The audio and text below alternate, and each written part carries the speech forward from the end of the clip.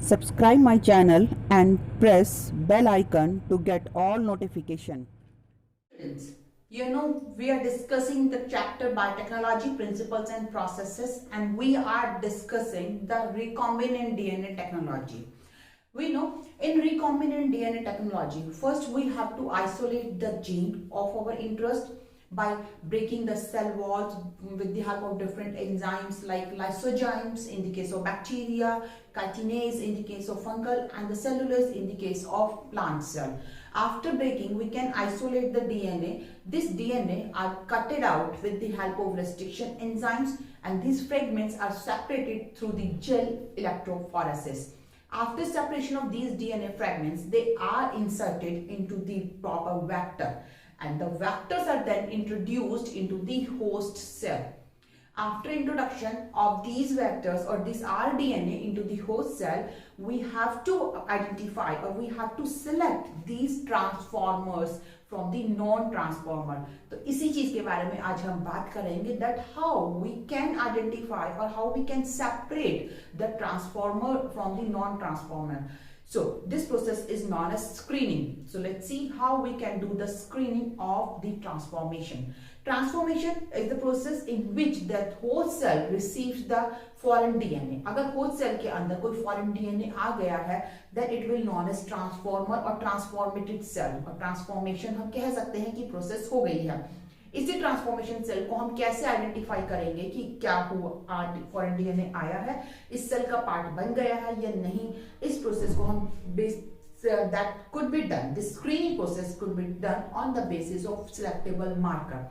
We discussed about the selectable marker in the video where we discussed about the vectors. So let's see that how we can use these selectable markers for the screening of the transformants from the non-transformants. So let's see, these selectable markers can be of two types. Selectable markers which we are using for the screening, they could be of two types. दो तरीके के selectable marker हम यहाँ पे use कर रहे हैं. First, that is antibiotic resistance gene. Antibiotic resistance genes. This is the one type of marker that we can use, and second type of marker that could be the enzyme producing genes.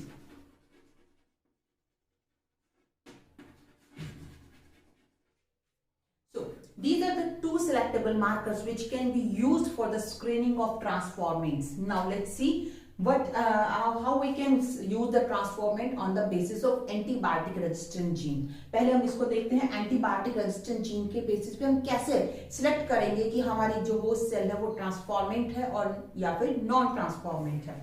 Suppose we are taking example here of the ampicillin resistant gene. This is a one plasmid is here, and this plasmid has the antibiotic ampicillin resistance gene. This is the ampicillin resistant gene which are present in this plasmid, and if we insert our DNA of interest in this plasmid. Suppose we have inserted our DNA of interest here, and this rDNA is formed. This is our required DNA or DNA of interest is inserted, and this rDNA become, now this rDNA is transported into the host cell. Here we are taking the E. coli as an host cell. If these plasmids, these recombinant DNA, rDNAs are inserted into the E. coli. So let's see. It's not possible that all the E. coli will get these rDNA.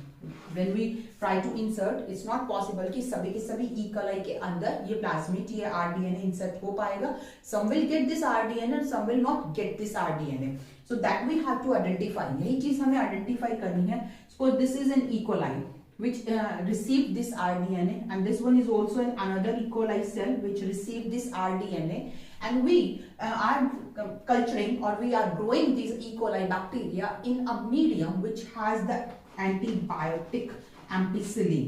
हमने culture medium में antibiotic ampicillin जब दी है, इस ampicillin इस antibiotic से जब हम इसे ट्रीट करवा रहे हैं, so the E coli cells which have this rDNA and this rDNA has the ampicillin resistant gene also. This is our required DNA, and these plasmids have the ampicillin resistant gene also.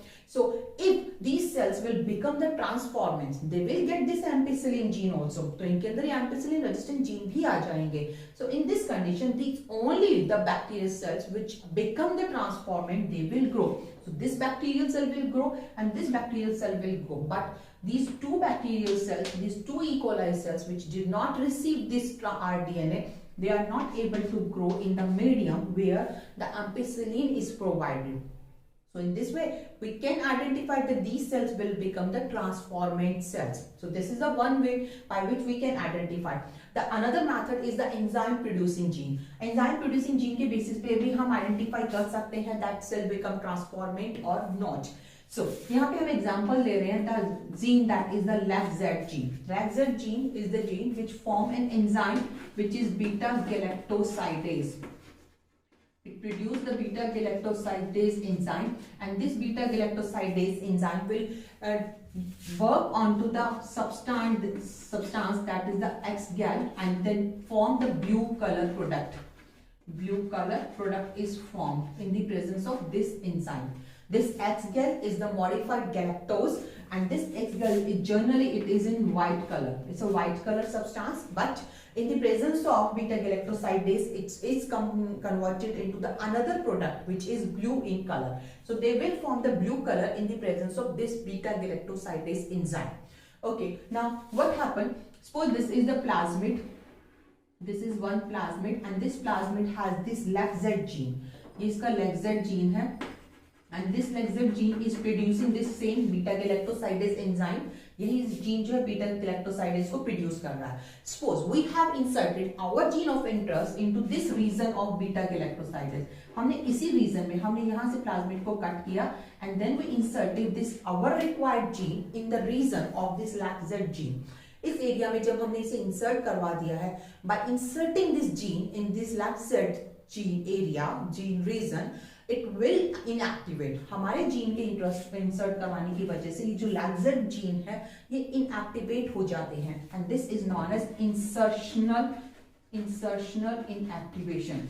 This concept is known as insertional inactivation. जैसे कि मैंने starting में भी बोला था, we can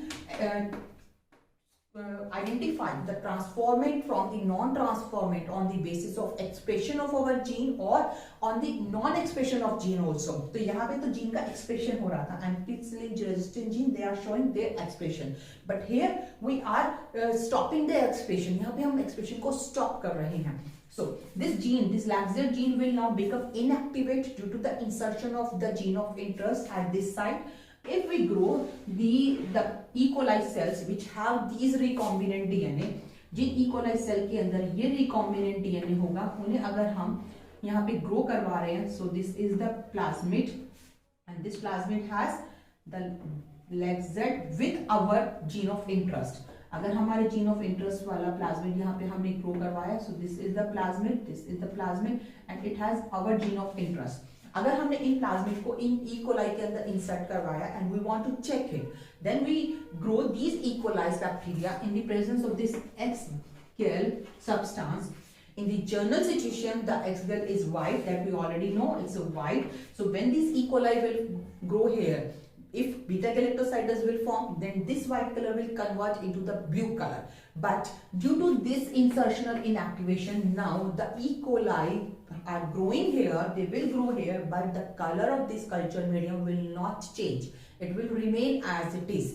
The blue color colonies will not form in this situation due to this insertional inactivation, because beta galactosidase enzyme is not producing and this enzyme is forming the blue color colonies. So due to this insertional inactivation, the color of these colonies will remain white as it is. So this is the way by which we can identify that these cells will become transformants or not. So this is the way by which we can do the screening of transformants, one by using the antibiotic resistant gene and another is by using the enzyme producing gene. After the selection of these transformants can be used for the production of our required gene. यहाँ पे जो gene हमने insert करवाया है, now this gene will express inside these transformants and they will form the product. तो उसी के related हम आगे देखेंगे how the large scale production of these genes can be done in the cases of bioreactors. So keep watching, keep studying and keep